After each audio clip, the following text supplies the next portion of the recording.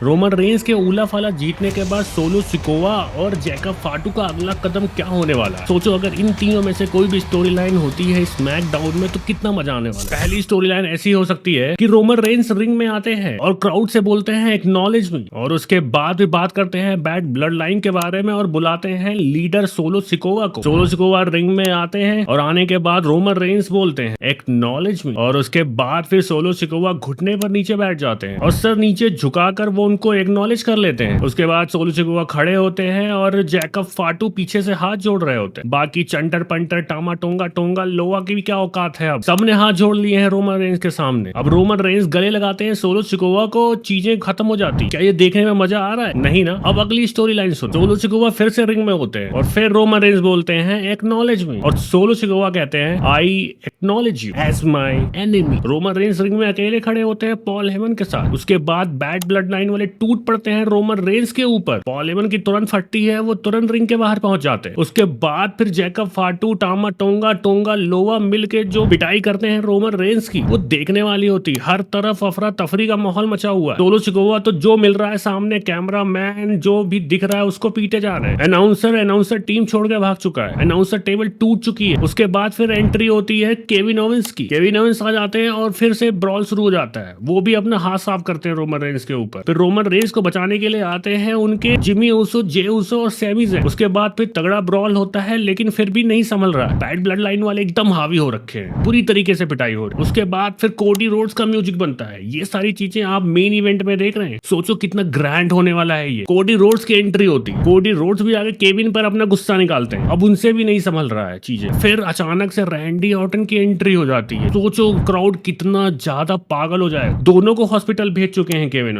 Owens भौचक्का होकर देखते हैं दोनों को और जान बचा के भाग जाते हैं वहां से, और इसी के साथ स्मैकडाउन खत्म हो जाता है। आया मजा? अब सुनो अगली कहानी। ऑल लेवल अप कर देते हैं। यहाँ तक देख लिया है तो सब्सक्राइब कर लेना यार। फिर से रोमन रेंस रिंग में खड़े हैं। सोलो सिकोवा को बुलाया जाता है रिंग में। सोलो सिकोवा 2 मिनट तो देखते हैं। उसके बाद घुटने पे नीचे बैठ के सर नीचे झुकाकर एक्नॉलेज करते हैं। इतने में जैकब फाटू का पारा हाई हो जाता है। उसके बाद जैकब फाटू गंदा अटैक करते हैं सोलो सिकोवा पर। जम के पिटाई होती है सोलो सिकोवा की। टामा टोंगा टोंगा लोवा छुड़ाने की कोशिश करते हैं जैकब फाटू को। जैकब फाटू अनस्टॉपेबल बुरी तरीके से मार रहे सोलो सिकोवा। उसके बाद फिर रोमन रेंस पीछे हट जाते हैं। थोड़ी देर रोमन रेंस देख रहे होते हैं सोलो सिकोवा को पिटते हुए, जो कि उनको काफी बुरा लग रहा है। लेकिन जे ऊसो, जिमी ऊसो और सैमी ज़ैन उन्हें रोकते हैं इन्वॉल्व होने से। ऐसा लग रहा है कि अब बैड ब्लड लाइन के लीडर जैकब फाटू हो चुके हैं। उसके बाद रोमन रेंस से देखा नहीं जाता है। क्राउड चिल्लाने लगता है बिल्कुल ही जैसे रोमन रेंस बचाने भागते हैं सोलो सिकोवा को। पूरी तरीके से यहाँ पर ब्रॉल शुरू हो जाता है और उसी ही पल जो है सोलो सिकोवा बेबी फेस बन जाते हैं। और इस बार जैकब फाटू का कैरेक्टर बहुत तगड़ा दिखाया गया, बहुत ही ज्यादा ब्रूटल। क्राउड एकदम से बिल्कुल ही पागल हो रखी है। क्या सिनेमा दिखा दिया है भाई। कमेंट करके बताना अगर आप सच में रिलेट करते हो इन सारी चीजों से। मिलूंगा नेक्स्ट वीडियो में।